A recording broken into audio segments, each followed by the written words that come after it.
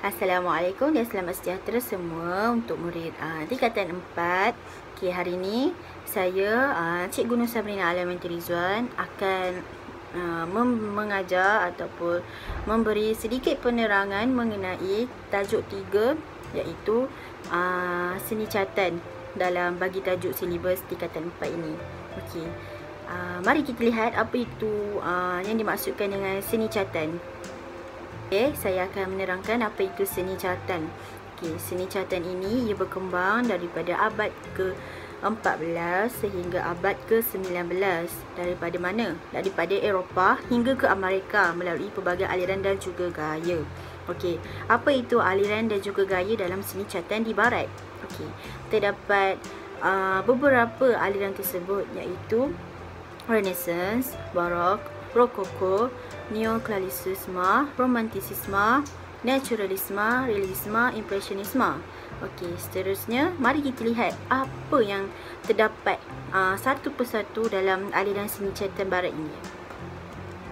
Okey, pada yang pertama, Renaissance. Aliran pada zaman ini menggunakan 3 bahagian, iaitu bahagian Renaissance awal, pertengahan dan juga akhir, yang mana pada zaman ini yang meningkatkan minat orang barat terhadap seni cetakan arca maupun seni bina.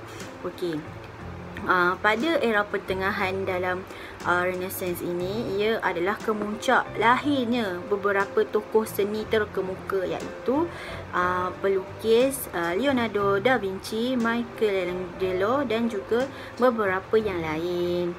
Okey, pada gambar sebelah ini murid-murid dapat lihat dan baca sendiri pada dalam buku teks. Okey, apa itu Renaissance dan juga hurai-hurai yang lain. Okey. Pada zaman Renaissance ini bermulanya daripada awal tahun 1350 sehingga 1600, yang mana adanya pelukis dan karya mereka yang tersendiri. Okey, dalam buku teks mengetengahkan 3 orang pelukis yang terkemuka dan terkenal pada zaman Renaissance, iaitu Sandro Botticelli yang bermula pada tahun 1445 sehingga 1510. Seterusnya Leonardo da Vinci. Siapa lagi yang tidak kenal? Okey, Leonardo da Vinci ni memang terkenal pada zaman-zaman dahulu, yang mana ia bermula daripada 1452 sehingga 1519. Seterusnya Michelangelo. Okey, ia bermula daripada 1475 sehingga 1564.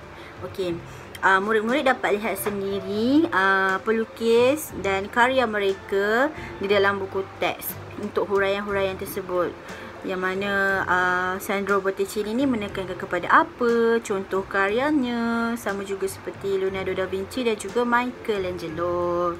Seterusnya kita pergi kepada aliran Barok. Okey, yang bermula daripada 1600 sehingga 1750.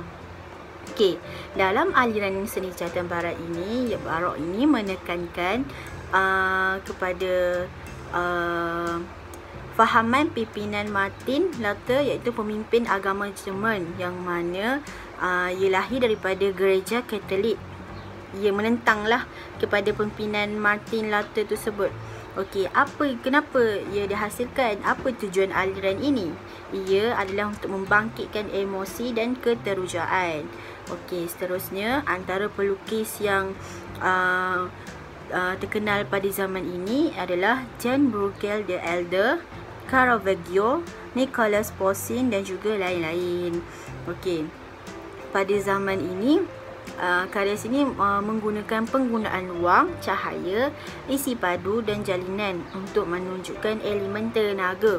Okey, latar belakang pada karya ini ia bersifat kontras dan berwarna gelap dan memberikan cahaya pada cahaya dan kegelapan serta cahaya dan juga bayang-bayang. Okey, pada karya tersebut adanya cahaya dan juga bayang-bayang yang mana mampu memberikan kesan emosi mendalam menerusi gabungan warna, pergerakan dan komposisi yang unik. Okey, seterusnya beberapa huraian lain murid-murid boleh lihat pada buku teks untuk subtopik Barok ini. Okey, seterusnya bagi pelukis dan karya Barok ini ada 3, iaitu Jan Bruegel the Elder, Caravaggio, Nicolas Poussin. Okey, ketiga-tiga ini mempunyai keistimewaan pada karya yang tersendiri. Okey, murid-murid boleh lihat dan fahamkan sendiri apa yang terdapat dalam karya seni mereka. Okey, di dalam buku teks. Seterusnya, aliran Rokoko. Okey, aliran Rokoko ini dimuncul pada awal ataupun abad ke-18 sebagai lanjutan gaya Barok. Karya seni catat ini dihasilkan untuk golongan diraja, bangsawan dan juga kelas pertengahan. Okey, pada masa ini karya seni Eisel kecil popular berbanding ukuran besar. Okey, yang mana pelukis yang terkenal pada zaman ataupun aliran Rokoko ini adalah Jean Antoine, Jean Honor, Fragonard dan juga beberapa yang lain. Okey, kebanyakan hasil karya seni catat aliran ini menggunakan warna-warna lembut, warna-warna lembut dan juga garisan halus serta melengkung. Okey, garisan itu berbentuk melengkung dan unsur seni yang digunakan adalah secara bertindih-tindih dan menekankan kepada penggunaan cahaya serta warna berbanding bentuk itu sendiri. Okey, yang lain murid boleh lihat pada buku teks. Okey, seterusnya, okey, terdapat 3 pelukis dan karya yang dinyatakan. Okey, Jean Antoine, Giovanni Battista dan Jean Honor. Okey, mereka mempunyai karya-karya yang unik yang mana pada zaman Rokoko ini amat terkenal. Okey, aliran yang seterusnya, aliran dan gaya seterusnya adalah Neoklasisisme, yang mana ia bermula dari awal 1740 hingga 1835. Okey, ia lahir daripada Eropah pada abad ke-18 dan juga ke-19. Okey, reaksi tindak balas terhadap gaya, ia merupakan reaksi tindak balas terhadap gaya Rokoko. Matlamat dia apa? Okey, matlamat dia adalah untuk mewujudkan kembali kegemilangan seni klasik Yunani. Okey, pada zaman dulu ada zaman seni klasik Yunani dan juga Rom dalam kehidupan seharian mereka. Okey, antara pelukis yang terkenal pada pada aliran ini adalah François Gerard, Jacques Louis David, Jean Auguste Dominique, Ingres dan lain-lain. Okey, ini sama saja huraian di dalam buku teks. Okey, ini adalah beberapa contoh karya yang saya nyatakan sebentar tadi. Boleh lihat secara jelas juga di dalam buku teks. Okey, kita pergi kepada aliran dan gaya seterusnya, iaitu Romantisisme. Okey, apa itu aliran ataupun gaya Romantisisme? Okey, ia muncul juga di Eropah pada abad ke-18 dan juga awal ke-19. Okey, aliran ini menekankan bersifat romantik, tragedi, sejarah maupun landscape, yang mana menekankan emosi karya yang romantik oleh pengkarya. So, maka dengan itu, pengkarya itu untuk menghasilkan karya mereka sendiri, mereka akan mengekspresikan diri mereka dalam karya tersebut secara romantik, berbentuk romantik ataupun tragedi maupun sejarah dan sebagainya lah.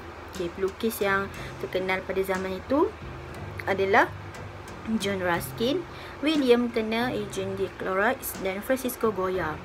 Okay, ini adalah beberapa karya yang saya masukkan untuk ketiga-tiga pelukis di dalam zaman ataupun aliran Romantisisme ni. Okay, boleh lihat secara jelas. Okay, di dalam buku teks juga. Karya seterusnya, Naturalisme. Okay, apa itu Naturalisme? Aliran yang diperkenalkan oleh penulis Perancis iaitu Émile Zola pada abad ke-19. Ia dikaitkan dengan hasil karya yang digambarkan dengan kehidupan sebenar. Selain itu juga, Naturalisme ini adalah peniruan, representasi ataupun gambaran semula jadi terhadap gambaran semula jadi termasuk juga manusia itu sendiri. Okay, antara pelukis dia adalah Thomas Cole, John Brandon Smith dan Pascal Degnan Bouvret. Okay. Pada aliran ini, ia menekankan kepada ketetapan yang tinggi terhadap hal benda menjadi pilihan pelukis. So, maka dengan itu, aspek susunan perbandingan dan juga perspektif, tekstur, warna dan unsur, terang gelap, dapat digunakan secara teliti. Selain itu juga, karya pada zaman ataupun aliran ini jarang menonjolkan elemen ekspresi, sebaliknya mengutamakan keindahan, seni keindahan. Okey, yang mana kita dapat lihat catatan dipengaruhi oleh subjektiviti pelukis. Misalnya karya John Martin tentang landscape yang bertajuk Acropolis yang menggambarkan kuasa Tuhan. Okay, seterusnya kita lihat beberapa karya dan juga pelukis, 3 juga, iaitu Thomas Cole, John Brander Smith, Pascal Degnan Bouvret. Okay, ini adalah beberapa contoh karya mereka pada zaman naturalisme. Okay. Seterusnya aliran realisme. Okay. Apa itu aliran realisme? Gerakan artistik di Perancis pada tahun 1840 selepas tercetusnya revolusi 1848. Okey, ia diketuai oleh siapa? Oleh Gustave Courbet sebagai reaksi terhadap prinsip neoklasisisme dan romantisisme. Okey, golongan realisme ini berpendapat bahawa seni sepatutnya berkait dengan pengalaman dan pengamatan manusia, bukannya emosi. Maka dengan itu lebih kepada pengamatan manusia lah apa yang kita lihat, kita memerhati sebagainya, bukannya lahir daripada emosi kita. Okay. Antara pelukisnya adalah Honor Daumier, Millet, Jean-Baptiste Camille Corret dan lain-lain. Okay. Apa ciri utama pada karya untuk aliran ini? Dia berbentuk yang tepat, jelas, terperinci dan tiada tokok tambah gambaran pada alam semula jadi, alam benda atau manusia. Okey. Yang lain murid dapat lihat pada buku teks untuk selanjutnya bagi aliran realisme ini.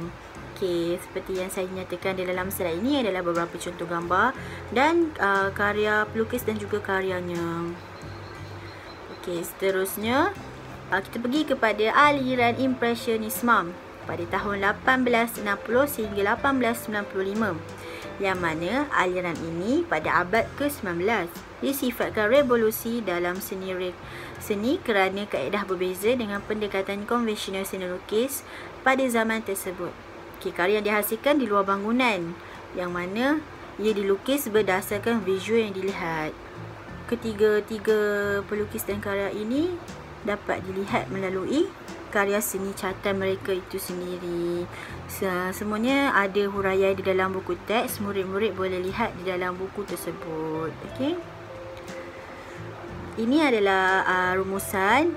Okey, rumusan untuk memudahkan kamu semua memahami beberapa aliran ini. Terdapat beberapa aliran yang mengetengahkan pelbagai gaya, tema dan juga apa yang diketengahkan pada zaman-zaman mereka yang tersendiri, pada zaman-zaman aliran dan gaya itu tersebut. Okey.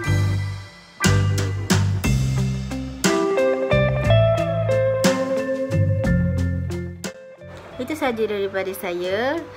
Jumpa lagi pada kelas seterusnya. Terima kasih.